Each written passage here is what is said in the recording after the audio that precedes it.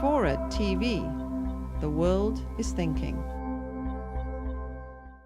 Of course, over the last few years, repeatedly and now again in the news, in fact in today's paper, as Obama announces that he won't be releasing the photos, the new photos from Guantanamo and so on, this word torture, which has been central to the political and public debates over the last 5 years.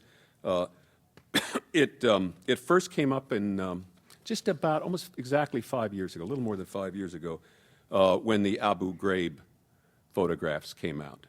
And what was very interesting is if you looked at the press then, the European press, German, French, Italian, English, were all using the word torture, whatever their politics.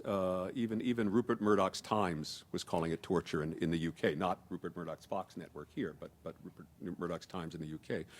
In the US, almost nobody used what Rumsfeld called the torture word throughout that period.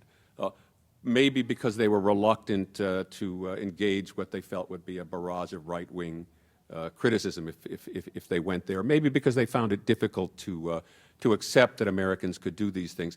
There were a lot of people who aggressively and belligerently poo-pooed the idea that this was torture. Rush Limbaugh said, well, it's no different than what happens at a Skull and Bones initiation. I'm talking about people having a good time. You ever hear of emotional release? You ever hear of some need to blow some steam off and so forth? That was one attitude that people took. Other people would make light of it. There was a kind of swagger with which people addressed this, both right after Abu Ghraib and in the light of subsequent revelations about Guantanamo. Loud music, well, if that's torture, then every teenager tortures his parents. Sleepless is why there's no mother in America who gets 8 hours worth of sleep. And this general sense that you could dismiss this, that Americans in any event didn't and couldn't do this stuff.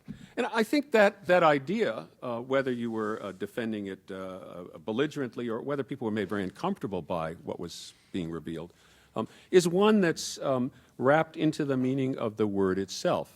Maybe not the literal meaning, the dictionary meaning, but words have not only literal dictionary meanings, but they conjure up certain stereotypes. You know, bachelor, if you look in the dictionary, it says an unmarried man.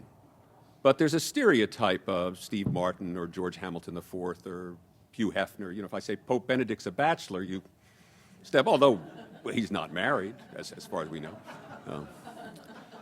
And the same is true with torture. When you think of torture, you think in particular, depending on your generation, of images from the movies above all else. You think of Laurence Olivier in Marathon Man. You think of Gert Frobe in Goldfinger. No, Mr. Bond, I want you to die.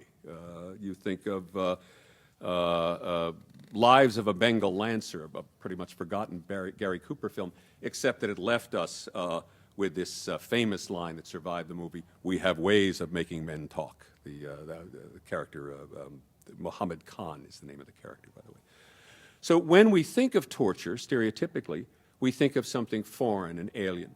In fact, even when you're a kid and there are these torture games that kids play, that kind of play torture, we always give them the names of, we always give them foreign names. There's the Indian or the Chinese rope burn, the Dutch rub, the Russian haircut. I don't know how many of those names. There's some smiles here, so some people remember that. But even when you're 8 years old, you know, Americans don't do this stuff. This is something the Russians and the Chinese do, and so on. So there was a lot of discomfort at the idea that Americans might, in fact, do this stuff. That this was something you would see not just from Anthony Hopkins or Laurence Olivier, but from those pudding-faced kids in Abu Ghraib.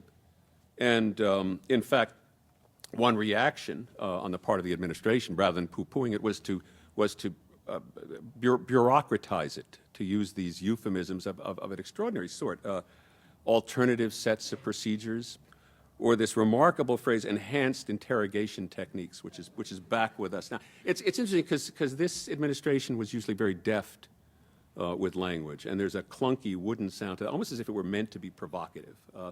There was also, along with that, this sense that this was all just a matter of procedure, routine procedure. Bush talked about it in one speech and used the word professionals 26 times in this one speech. What I'm proposing is that there be clarity in the law so that our professionals will have no doubt that that which they're doing is legal. So the piece of legislation I sent up there provides our professionals with that which is needed to go forward, and so on and so forth. The professionals suggesting not only that these people knew what they were doing, but that they weren't taking any pleasure in it.